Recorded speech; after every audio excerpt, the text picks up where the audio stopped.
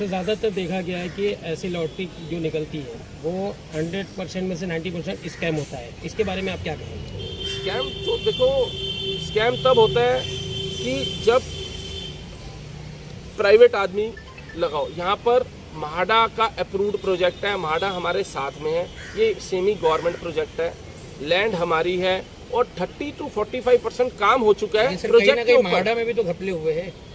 देखिए अब म्हाडा को लेकर भी इसी शहर की हम बात करेंगे, मुमरा की। म्हाडा में लोगों को डुप्लीकेट कीज भी बना के दे दी गई जो कंप्यूटराइज्ड कीज होती है। तो अभी कैसे भरोसा आप दिलाएंगे? अब आप इसके लिए तो ये हो गया कि जो लोगों ने घपला किया, हम सही लोगों के लिए जगह ही नहीं रही, इसका मतलब अधिकारी तक शामिल थे उसमें। कहना चाहोगे इसके बारे में? अब जैसे स्कैम को लेकर उन्होंने कहा। देखिए आपकी बात जेन्युइन है। हमारे यहाँ पर जो प्रोजेक्ट चल रहा है रॉ लैंड नहीं है। आपको हम वीडियो दिखाएंगे तो वो चीज़ आपके दिमाग से दूर हो जाएगी स्कैम की, क्योंकि स्कैम तो वहाँ होता है जहाँ पर प्रोजेक्ट में कुछ बना ही ना हो। जो लोग इनरोल करना चाहेंगे आपके जो भी प्रोजेक्ट है उसे ऑनलाइन वो लोग कैसे चेक कर पाएंगे कि जो भी आपका रेरा नंबर है, रजिस्ट्रेशन नंबर है, ऑनलाइन कैसे चेक कर पाएंगे? ऑनलाइन देखिए इसके अंदर ऐसा है, इसके अंदर www.lottery2021.in है। आप इस लॉटरी में जाएंगे तो आपको पूरे प्रोजेक्ट के हाइलाइट्स नज़र आएंगे, रेरा नंबर नज़र आएगा, पूरी प्रोजेक्ट की आपको डिटेल नज़र आएगी। रेरा अप्रूव्ड है और बहुत ही सस्ता दाम पे आप लोगों को घर मिलने जा रहा है। और बाकी रही ग्रुप का पूरा नाम क्या है सर? हमारा चड्डा डेवलपर एंड प्रोमोटर्स चड्डा ग्रुप है, जो कि एस्टेब्लिश्ड है।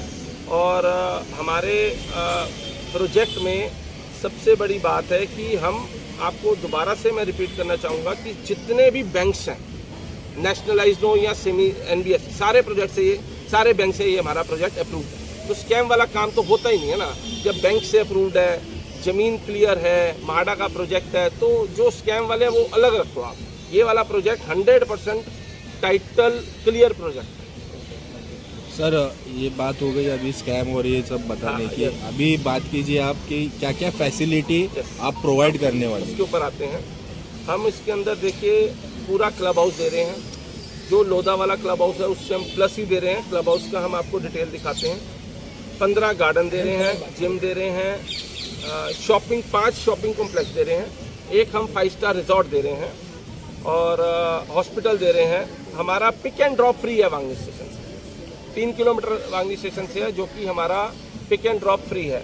तो आपको पानी 24 घंटे दे रहे हैं, इसका हमारा कैबिनेट से GR अप्रूव्ड है। और हम मेरे ख्याल से तो कोई ऐसी सुविधा बस्ती नहीं जो इसके अंदर ना आए। स्कूल दे रहे हैं, हाँ स्कूल दे रहे हैं। पुढच्या 15 दिवसामध्ये हा बिल्डर हटवा, याच्यावरती कारवाई करा, फौजदारी कारवाई करा, दिवाणी करा, तुम्ही काय करायचं ते करा। मात्र या सगळ्या फ्लॅट धारकांना न्याय मिळाला पाहिजे। जर यांना 15 दिवसात न्याय मिळाला नाही तर हे सगळेच एकत्रितपणे आझाद मैदानात हजारोंच्या संख्येनं मुलाबाळांसह उपस्थित राहतील आणि या आंदोलन करण्यामुळे अनेक लोकांच्या घराचं नुकसान होणार आहे। बँकांची कर्ज, बँकांचे थकलेले हप्ते, त्याच्यामुळे सिबिल झालेलं खराब, त्यामुळे दुसरं कर्ज मिळत नाही। कित्येक लोकांच्या बायका सोडून गेल्या, कित्येक लोकांची उपचाराला पैसे राहिले नाही, कित्येक लोकांना लकवा झाला, शुगर, BP, कॅन्सर, अनेक रोगांनी पीडित लोक आहेत।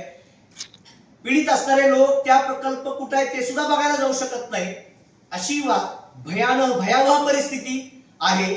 या सगळ्या परिस्थितीकडे आदरणीय मुख्यमंत्री फडणवीस साहेब, आदरणीय दोन्ही उपमुख्यमंत्री आणि गृहनिर्माण मंत्री एकनाथ शिंदे साहेबांनी लक्ष द्यावं ही सगळ्यांच्या वतीनं तळमळीची विनंती आहे। चड्डा रेसिडेन्सी वांगणी म्हाडा गृह प्रकल्प पीडित संघर्ष समिती झालेली आहे। या संघर्ष समितीला कॅप्शन मध्ये आणि बाकी आपल्या या टॅम्पलेट वरती आम्ही नंबर दिलाय, त्या नंबर वरती सर्वांनी आपले अर्ज, साधा ऍग्रीमेंट आणि साधं मेसेज पाठवावे आणि त्याच्यावरती आपल्या पावत्या पाठवाव्या।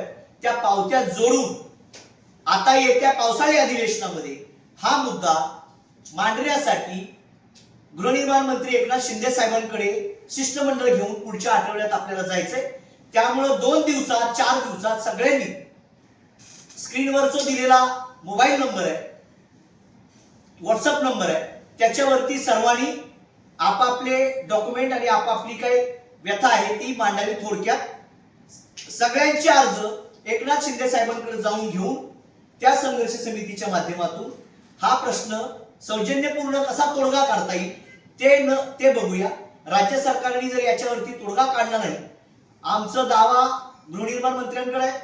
गृहनिर्माण मंत्री एकनाथ शिंदे साहेबांनी हा प्रश्न सोडवावा आणि ते सोडवतील अशी आमची अपेक्षा आहे. त्यामुळे आम्ही त्यांची शिष्टमंडळाच्या वतीने भेट घ्यायची ठरवली आहे. त्यामुळं सगळ्यांनी या संघर्ष समितीत सहभागी व्हा. कोण कोणाच्या माध्यमातून, कोण कुणीकडे तरी काहीतरी गट करतं, कोणाच्या तरी माध्यमातून काय करतं ते काय करू नका. सगळे एकत्रित या. कोण रत्नागिरीला बसलाय, कोण नाशिकला आहे, कोण पुण्यात आहे, कोण मुंबईत आहे, कोण मुंबई सेंट्रलला आहे, कोण घाटकोपरला आहे. कुणीही कुठेही येण्याची आवश्यकता, कुठेही जाण्याची आवश्यकता नाही. स्क्रीनवर दिलेला व्हॉट्सअप नंबर आहे, त्यावर फक्त तुमचे कागदपत्र पाठवा, मोबाईल नंबर पाठवा. तुमच्या शिष्टमंडळाच्या वतीनं, सगळ्यांच्या वतीनं एकनाथ शिंदे साहेबांची भेट, आमचे झगडे साहेब आणि अन्य काही सगळी जी मंडळी आहे, 50 जणांचं शिष्टमंडळ झालंय. हे 50 जणांचं शिष्टमंडळ गृहनिर्माण मंत्री आणि मुख्यमंत्री साहेबांचं आणि त्यांचे जे काही भाजपचे प्रदेशाध्यक्ष आहेत चव्हाण साहेब, या सगळ्यांचं भेट घेतील आणि भेट घेऊन हा मार्ग या लोकांना कसा न्याय देता येईल हा प्रयत्न करतील. आम्ही कुठल्याही नेत्या पुढाऱ्यांच्या किंवा कुठल्याही राजकीय पक्षाच्या विरोधात नाही. मात्र हा जो अन्याय झाला हे दूर करण्याचं काम हा राज्यकर्त्यांचं आहे, शासकांचं आहे, मुख्यमंत्री साहेबांचं आहे आणि गृहनिर्माण मंत्र्यांचं आहे. त्यामुळं आम्ही त्यांना न्याय मागायला जाणार आहे. त्यांनी ते न्याय देतील अशी अपेक्षा. वांगणी चड्डा रेसिडेन्सी गृहनिर्माण प्रकल्पातील पीडित फ्लॅट खरेदीदार संघर्ष समितीमध्ये सामील होण्यासाठी पुढील नंबरवर संपर्क करा. कॉल किंवा व्हॉट्सॲप करा. +9 179 775 11 826.